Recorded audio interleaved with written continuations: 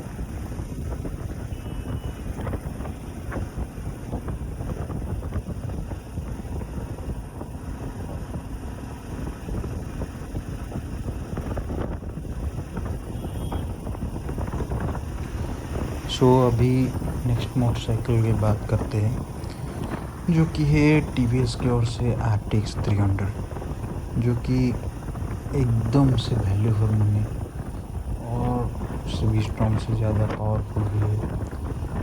Feature के साथ आता है, ऐसा कोई फीचर मतलब रहा नहीं जो इसमें नहीं है। मगर क्या बीस्ट्रॉम्स के सामने स्टैंडर्ड होता है? अभी तक तो ये मोटरसाइकिल ना है, और पर्सनली मैं अभी तक ये मोटरसाइकिल रियल में देखा हूँ या फिर चलाया हूँ, तो कुछ ज़्यादा बोलना मेरे लिए ठीक नहीं है। और फिर भी 2-3 चीज़ों की वजह से मुझे लगता है कि ये मोटरसाइकिल से बीस्ट्रॉम थोड़ा बेटर ऑप्शन हो सकता है। तो पहला है कि इंजन जो है कंपैरेटिवली न्यू है, इसको मार्केट में खुद को प्रूव करने के लिए थोड़ा टाइम चाहिए है। दूसरा है कि इसमें भी बहुत सारा इलेक्ट्रॉनिक्स आता है, सेंसर वगैरह बहुत सारा है, और आप सबको पता है TVS का सर्विस सेंटर कैसा होता है, जिससे कि आपका कुछ ट्रबल हुआ तो प्रॉब्लम हो सकता है। एक छोटा सा एग्जाम्पल दे सकता हूँ। तो मेरा एक दोस्त का KTM ड्यूक 250 या फिर 390 ऐसा कुछ था। तो उसका क्या हुआ कि राइड वायर का सेंसर कुछ ख़राब हो गया। तो उसको उसने पहले ही गियर पे अच्छा खासा डिस्टेंस कवर करके आया था, तो सिर्फ फर्स्ट गियर में ही। तो इससे आप चल सकता है कि कोई सेंसर के ऊपर आप ज़्यादा, इलेक्ट्रॉनिक्स के ऊपर आप ज़्यादा डिपेंडेंट नहीं होना चाहिए। तीसरा है कि लुक्स के मामले में मुझे लगता है V-Strom ज़्यादा प्रोपोर्शनल रहता है। हाँ, एक लुक एक सब्जेक्टिव मैटर है, मगर थोड़ा सा ये जो मोटरसाइकिल है इतना ज़्यादा नीटली पैक्ड नहीं लगता है, थोड़ा बहुत डिस्प्रोपोर्शनेट लगता है। खास करके उसका फ्रंट डिज़ाइन कुछ एंगल से अफ्रीका ट्विन जैसा लगता है, कुछ एंगल से टाइगर जैसा लगता है, कुछ से मल्टी स्टड ऐसा लगता है। तो वो एक है। और जितना भी रिव्यूअर राइड किए हैं, ज़्यादातर लोग रिव्यू किए हैं कि ये भी टॉप हैवी मोटरसाइकिल है। और उसके साथ साथ जो प्रॉब्लम है कि उसका जितना में भी कोई प्रॉपरली माइलेज टेस्ट तो भले ही बहुत ज़्यादा नहीं किया है, और जो भी ये पहाड़ वगैरह इलाके में किए हैं, मगर जो भी लोग चला रहे थे उसका देख रहा था। और मैं जान पहचान के अंदर जितने के पास TVS RTR 310 है या फिर RR 310 है, उनसे बात किया हूँ कि वही 30, 31, 32, 33 ऐसा ही माइलेज देता है, ज़्यादा माइलेज नहीं मिलता है उस मोटरसाइकिल से। जबकि V-Strom का आप इजीली देखेंगे तो वो हाईवेज में 42, 43, 44 ईजीली देता है, और सिटी में भी 36, 37 ईजीली माइलेज मिल जाता है। तीसरा है कि सर्विस मेंटेनेंस। TVS का जो सर्विस कॉस्ट होता है काफ़ी ज़्यादा होता है, स्पेयर पार्ट्स का कॉस्ट, कंज्यूमर्स का भी बहुत ज़्यादा होता है, जो कि V-Strom का काफ़ी हद तक अफोर्डेबल है। तो इस हिसाब से थोड़ा बहुत V-Strom एक रिलायबल ही नहीं कह सकता हूँ, मगर एक इकोनॉमिकल फैक्टर भी है। तो इसमें अगर आपको कोई फीचर रिच मोटरसाइकिल चाहिए, आप यूथ हो, आपको फास्ट फीचर जाना है चाहिए, तो आप थोड़ा ले सकते हैं, मगर अभी के टाइम थोड़ा सा वेट कर लेना ही बेटर रहेगा। तो इस सेगमेंट में थर्ड में मोटरसाइकिल आता है ESD का एडवेंचर 300 मतलब 333, 334 सीसी है वो। और उसका जब जिस टाइम लॉन्च हुआ था, मुझे लगा था कि एक जो मोटरसाइकिल है एकदम से हिमालयन 411 का परफेक्ट रिप्लेसमेंट है इंडियन मार्केट के लिए। मगर अनफॉर्चुनेटली ये मोटरसाइकिल उतना ज़्यादा लोग जितना भरोसा किए तो उस हिसाब से चल नहीं पाए, क्योंकि स्टार्टिंग से ही उसका after sale service, spare part का अवेलेबिलिटी, बिल्ड क्वालिटी को लेकर बहुत ज़्यादा इशूज़ था।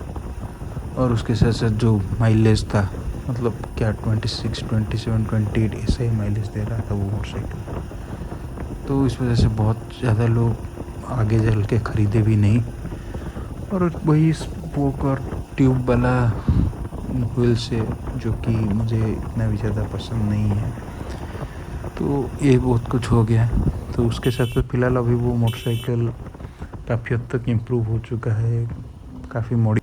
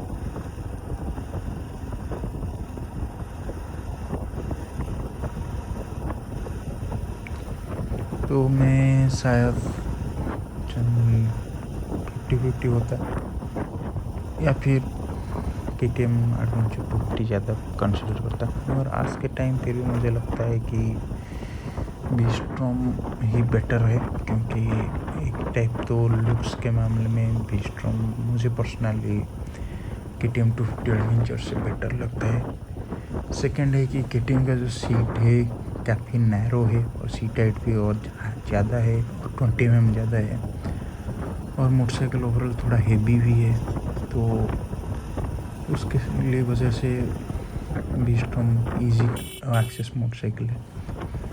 उसके साथ साथ जो सर्विस का कॉस्ट है ये जो है KTM का तो ज़्यादा रहने वाला है, कम से कम रेगुलर सर्विस मेंटेनेंस शायद जैसे ही सब देखेंगे तो 2,500-3 हज़ार तो जाएगा ही जाएगा, जबकि V-Strom का रेगुलर सर्विस मेंटेनेंस 1,000 से 1,500 के अंदर ही होता है, जो कि काफ़ी हद तक अफोर्डेबल है। हाँ, ज़्यादा कुछ चेंज करोगे तो बात अलग है, और रेगुलर सर्विस जो है 1,000, 1,500, 2,000 के अंदर ही हो जाता है।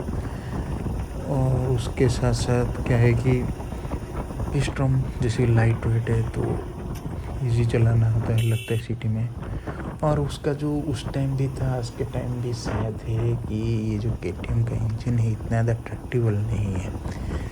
मैं चलाया था, हाँ काफ़ी रेवी है, अच्छा जल्दी स्पीड पकड़ लेता है, मगर जो स्लो स्पीड में काफ़ी लेथर्जिक फील होता है। इस वजह से मुझे ये बेटर ऑप्शन लगता है V-Strom। उसके बाद में सेकंड का और एक मोटरसाइकिल है जो कि रॉयल एनफील्ड के ओर से स्क्रैम 450 है, जो कि शायद आज के टाइम होता तो मैं भी कंसिडर करता, क्योंकि मोटरसाइकिल काफ़ी अच्छा है, कूल लुकिंग मोटरसाइकिल है। मगर उसके कंपैरिजन में भी बात करेंगे तो क्यों मुझे फिर भी V-Strom ज़्यादा प्रेफर करूँगा, क्योंकि एक तो है उसका जो पिलियन कंफर्ट है इतना तो अच्छा नहीं है, काफ़ी छोटा सा सीट है, तो उस वजह से मैं V-Strom का जो अच्छा पिलियन सीट उस वजह से V-Strom बेटर ऑप्शन है। तो टिपिकल और एक है कि टिपिकल जो आरी मोटरसाइकिल जो होते हैं उनका थोड़ा बहुत प्रॉब्लम्स रहता ही है, और थोड़ा हेवी है, माइलेज कम है, फीचर ज़्यादा कुछ नहीं है, इंजन भले ही टॉर्की है मगर जो इनिशियल एक्सीलरेशन इतना अच्छा नहीं मिलता है, और लास्ट में जो कि हीटिंग है, बहुत ज़्यादा हीट होता है वो मोटरसाइकिल। तो इस हिसाब से V-Strom है। और हाँ, ये मोटरसाइकिल में आज के टाइम होता तो शायद मैं कंसिडर करता। आप टेस्ट ड्राइव लीजिए दोनों का एक साथ, तो उसके बाद आप डिसाइड कीजिए। और लास्ट में यही बात करूँगा कि आप पर्सनली अपना रिक्वायरमेंट समझिए, मोटरसाइकिल का बजट देखिए, ओवरऑल